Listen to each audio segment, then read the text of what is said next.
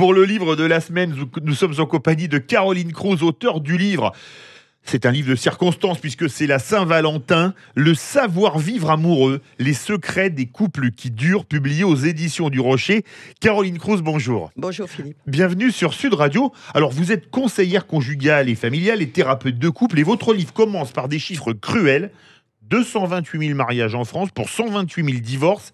Et ce serait probablement plus si on comptait les couples qui restent ensemble pour l'image ou par intérêt. Ce chiffre, c'est par manque de savoir-vivre amoureux ? Oui, bien sûr. C'est effectivement des gens qui vraisemblablement n'ont pas encore pu lire mon livre.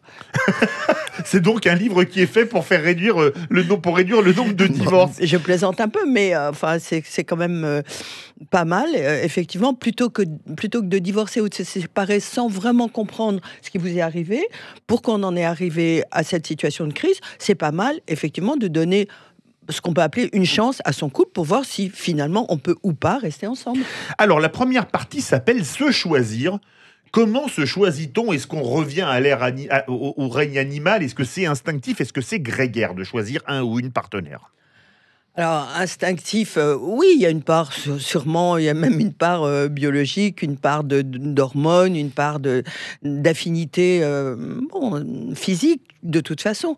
Après, on se choisit, j'ai l'habitude de dire qu'on se choisit pour des bonnes, et on trouve l'autre intéressant, amusant, drôle, beau, et des raisons qu'on comprend petit à petit. Et parfois, on se choisit autour d'une même fragilité parce qu'on est rassuré du fait que l'autre va vous comprendre sur ce point-là. Et souvent, c'est ce qui pose par la suite problème dans un couple et ce qu'il faut essayer d'analyser. Le physique, c'est le point numéro 1 pour se choisir ? Non, c'est pas le point numéro 1. On peut tomber amoureux de quelqu'un qui est qu'on trouve qui n'est pas votre genre, un peu ce que dit Swan dans la recherche. On peut tomber amoureux de quelqu'un qui ne correspond pas à vos critères, mais il y a quelque chose en lui qui vous attire sans qu'on sache exactement pourquoi. Alors justement, la seconde partie s'appelle « Vivre en couple ». Oui. L'humain est-il fait pour vivre en couple et avec la même personne toute une vie ? Parce qu'à la rigueur, il y a un siècle, on faisait toute sa vie avec la même personne, mais on mourait beaucoup plus jeune. Oui. Non, il n'y a pas de règle générale. Alors, est-ce que l'humain est fait pour vivre en couple ? Il y a certainement quelque chose dans le fait de faire couple qui est sécurisant, qui est rassurant. Mais on le voit bien en ce moment. Même s'il y a certaines difficultés dans les couples, et il y en a à cause de la période très compliquée qu'on est en train de vivre, néanmoins, c'est pas si désagréable que ça d'avoir quelqu'un à qui parler. Et je crois que les gens qui sont seuls actuellement vivent cette période plus difficilement que les gens qui sont en couple. Surtout les périodes de confinement. Oui. La troisième partie, ça s'appelle fonder une famille. Est-ce que c'est fréquent de fonder une famille quand le stade 2 de vivre en couple n'est pas particulièrement concluant ? C'est vrai qu'il Vous qui êtes thérapeute conjugal, oui. Vous devez en voir. Oui, alors c'est vrai que quelquefois, il y a une très mauvaise idée qui consiste à faire un enfant pour essayer de sauver la relation, c'est-à-dire essayer de lui donner, comme je disais tout à l'heure, une seconde chance. C'est une mauvaise idée parce que ça fait peser sur l'enfant la pression de la réussite du couple. Or, c'est pas son rôle. Donc, je peux pas dire autre chose que c'est faire un enfant, avoir des enfants pour sauver son couple, c'est vraiment pas ce qu'il faut faire. C'est pas une bonne idée. Non. Faire face aux difficultés, vous en parlez, quelles sont les plus fréquentes dans le couple? Alors, peut-être je vais vous parler des difficultés.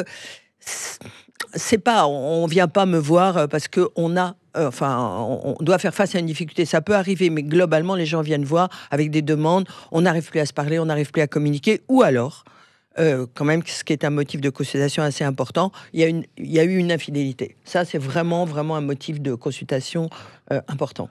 Alors fréquent. Justement, votre livre est parsemé de petits théâtres de consultation conjugale. Alors il y en a plein, c'est très amusant.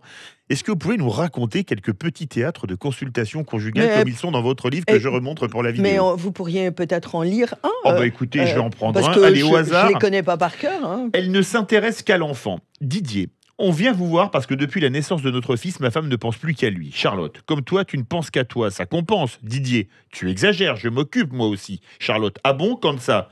Didier, mais dès que je peux, Charlotte, dès que je peux, Charlotte, c'est ça quand ça t'arrange. Didier, on dirait que c'est ce qui t'arrange toi, c'est que je ne sois pas là. Charlotte, si c'est pour t'entendre geindre sans arrêt, c'est vrai. Didier, je suis quand même son père et ton mari. Charlotte, franchement, on pourrait se le demander. Didier, il suffirait que tu me laisses à la place. Charlotte, tu n'as qu'à décider à l'occuper. La conseillère conjugale, c'est-à-dire vous. Et si on commençait par penser à la place que vous voulez donner ensemble à votre enfant? Eh ben voilà.